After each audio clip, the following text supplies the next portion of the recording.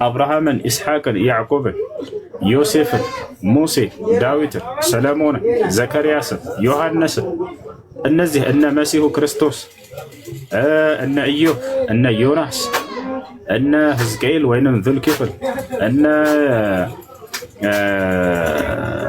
እስማኤል እነዚህ ሁሉ እንዳለ የአብርሃም ዘሮች እንዲሁም ደግሞ ነቢያቶችን እንዳለ እስራኤላውያን ነቢያቶችን ሁሉ እያነሳሉ ማለት ነው። እነዚህ ሁሉ የቀደሙት ከኔ በፊት ያሉ ነቢያቶች ናቸው ብለው ይናገራሉ። አምላክ አላህ ሱብሓነሁ ወተዓላ ይህን ተናግሮላቸዋል።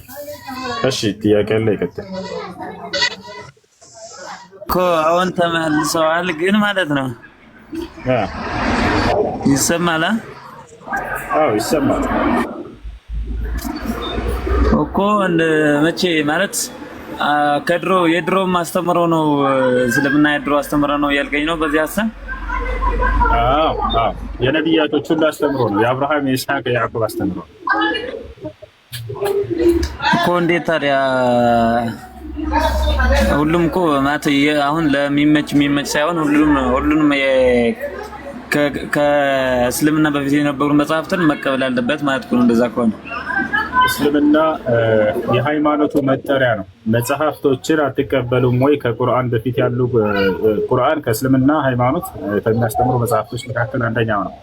ተቷል አይደል? ከዚያ በፊት የነበሩ መጽሐፍቶች ያላቸው አመለካከት ምንድን ነው ከተባለ እኛ ለሙሴ ኦሪት ወይም ተውራት ተወርዶለት ነበር ብለን እናምናለን። ልክ እንዲሁ ደግሞ ለነቢዩ ዒሳ ወይም ለኢየሱስ ኢንጂል ተወርዶለት ነበር ብለን እናምናለን። ለዳዊት ደግሞ ዘቡር ወይም መዝሙር ተወርዶለት ነበር ብለን እናምናለን። ስማ ራሱን ያመረደው እነዚህ መጽሐፍቶች በነቢያቶች ላይ ወርዷቸው ነበር። ነገር ግን ከጊዜ በኋላ የተነሱ ሰዎች እነዚህ መጽሐፍቶች በርዘዋቸዋል።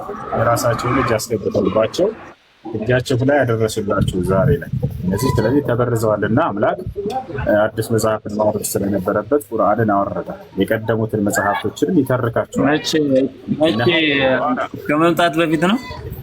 ምን አልከኝ? መቼ ከመምጣቱ መስልና ከመጨመር በፊት ነው የተበረዘው ወይስ ከመጣ በኋላ? ከመጣ በኋላ ነው የተበረዘው ወይስ ሳይመጣ ሳይጀመር ማለት ነው? በፊት አትበለ ቁርአን ከመምጣቱ በፊት እስልምና ከመምጣቱ በፊት እስልምና ከአዳም ጀምሮ የነበረ ነው። ይኸውልህ ቁርአን ከመምጣቱ በፊት ቁርአን ለነብዩ ሰለላሁ ዐለይሂ ወሰለም የተገለጠ መለኮታዊ መጽሐፍ ነው። እርሱ ከመገለጡ በፊት ለእርሳቸው እነዚህ በምን ይረጋገጣል? መጽሐፍቶች ነበር በነብዩ እንደዛ መሆኑ በምንድን ነው የሚረጋገጠው ማለት ነው? ምን መሆኑ ምን መሆኑ ምን ቆራረጣል መሰለኝ። እኔ ኔትወርክ ነው ያንተ መሰለኝ።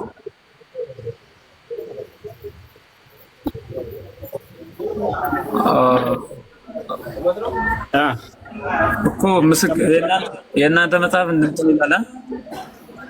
ምን ይላል? የኔ ነው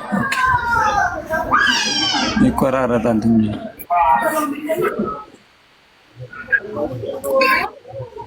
ኦኬ ይሰማል? ይሰማል? አዎ ይሰማል።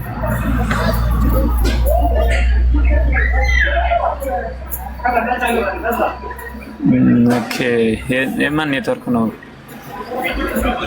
በቃ ኔትወርክን አስተካክላሽ። ጥያቄ አለ ግን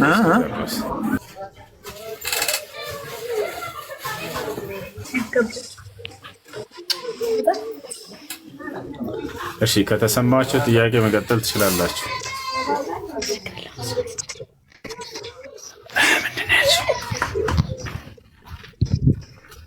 ሰላም አለይኩም። ወአለይኩም ሰላም ወራህመቱላህ። ጥያቄ ነበር ብዙ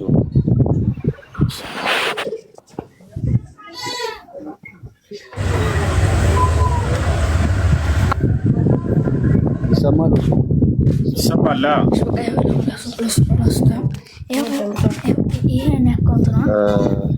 የሆቴል ስጋ ወይንም የክርስቲያን ስጋ መብላት እንዴት ይታያሉ?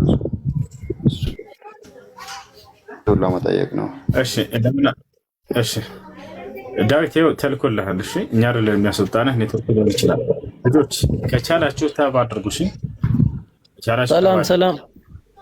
እሺ ሰላም፣ እንዴት ነህ? አልሐምዱሊላህ። ሁሉ ሰላም አልሐምዱሊላህ ደህና ነኝ። ጥያቄ ነበረኝ ለአንተ። እሺ ጥያቄ ምንድን ነው? የጎዳና ላይ ኢፍጣርን አንተ ትቀበላለህ? ክርስቲያን ነህ?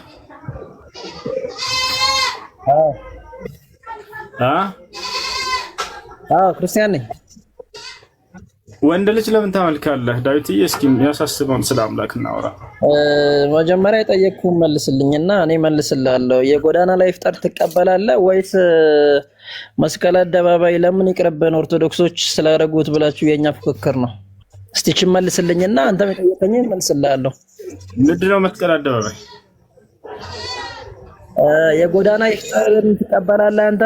መስቀል አደባባይ ብለኸኛ። ምንድነው መስቀል አደባባይ ንገረኝ፣ አሳውቀኛ። ከዚያ በኋላ እናንተ ኢድ አደባባይ የምትሉትን ማለት ነው። እሺ እናንተ ተቀበል አደባባይ። አንተ መስቀል አደባባይ ስላልከው አስረዳኝ። ምንድነው መስቀል አደባባይ? መስቀል አደባባይ አታውቀውም? አዲስ አበባ ያለው አሳውቀኝ እስኪ። መስቀል አደባባይ ምንድነው? መስቀል የሚደረገውን የኢድ አልፈ የፈጠራ ትቀበላለህ አትቀበልም? አስረዳን። እሺ መስቀል ምንድነው? መስቀል አደባባይ አልከን፣ እስኪ አስረዳን። ጥያቄውን አስረዳን እና ከዛ ወደ መልሱ እንሄዳለን። ችግር የለውም። ያው ፊትህ ነው ያለሁት። አስረዳን። መስቀል ምንድነው? እስኪ ንገረን።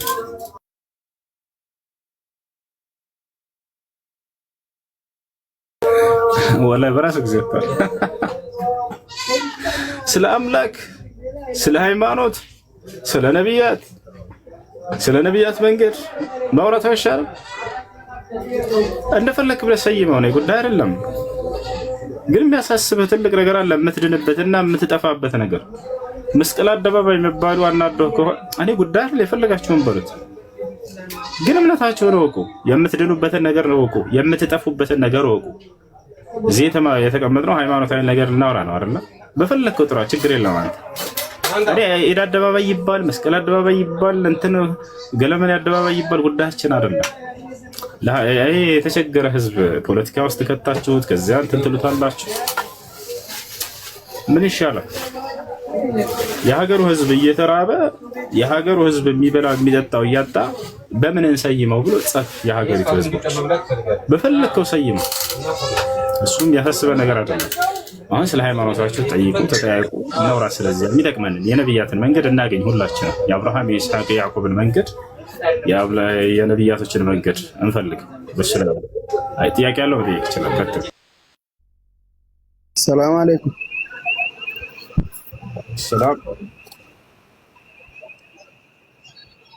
ሰላም አለይኩም። እሱ አይሰማም?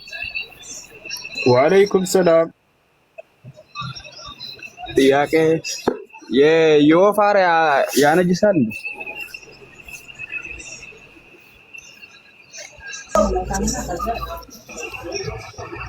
እሺ ማንኛውም ስጋቸው የማይበሉ ወፎች የሚሆኑ እንስሳቶችን ታቃቸው ይነጅሳል። አይ እሺ ሁለተኛ እሺ ተዋህዶ ሰላም ዳዊት ይመስገን። እሺ ጥያቄ አለ?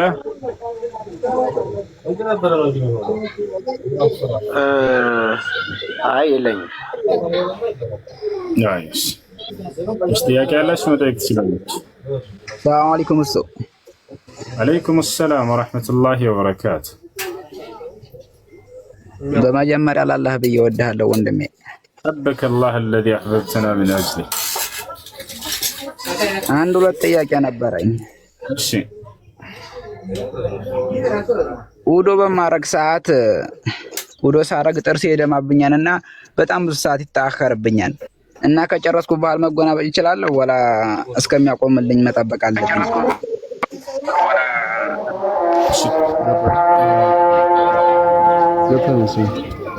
እሺ እንትን ልጆች ከሚጮህ ቦታ ራቁ።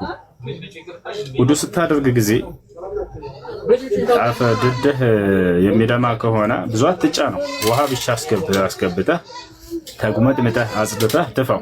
በእጅህ አትጫ ነው። እንደዚህ እስኪደማ ድረስ አታድርገው። ገብቶሃል? ነቢያችን ሰለላሁ ዐለይሂ ወሰለም በአፋቸው ወደ አፋቸው ውሃ ያስገባሉ። አፋቸውን ከተጉመጥመጡ በኋላ ይተፉታል። በቂ ነው።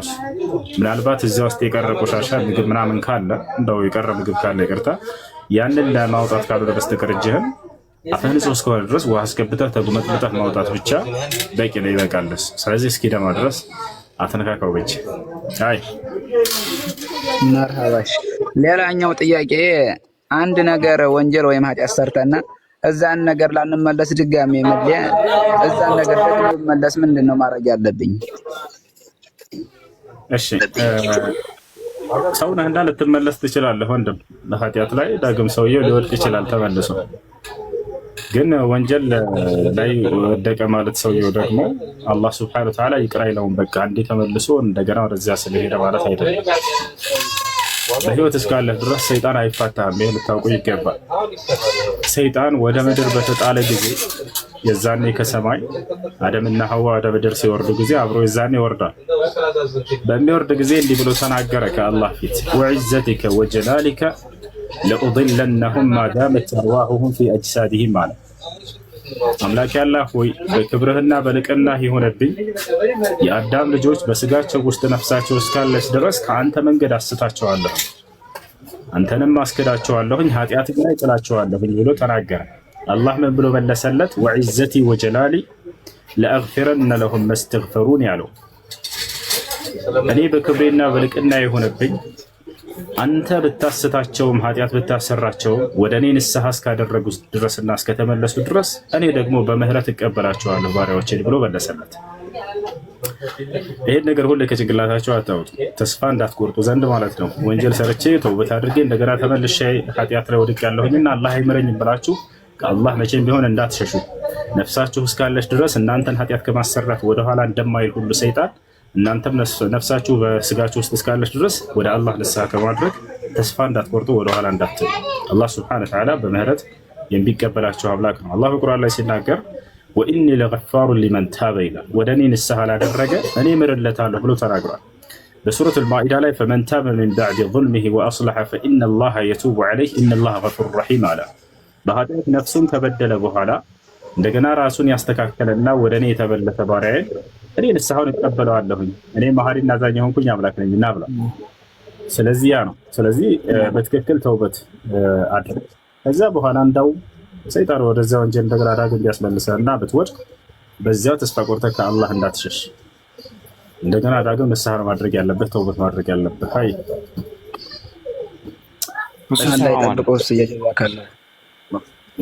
ወአለይኩም ሰላም። የሆነ ጥያቄ ነበረኝ። እሱ አሁን ዘካተል ፊጥር ማለት ነው።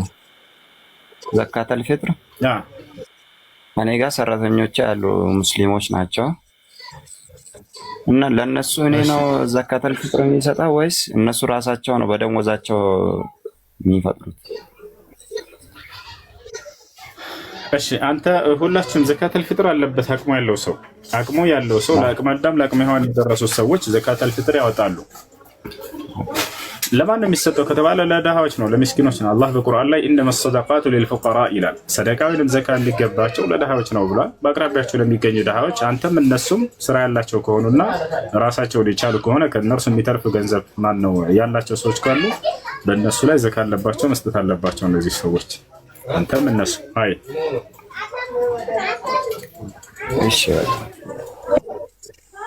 እሺ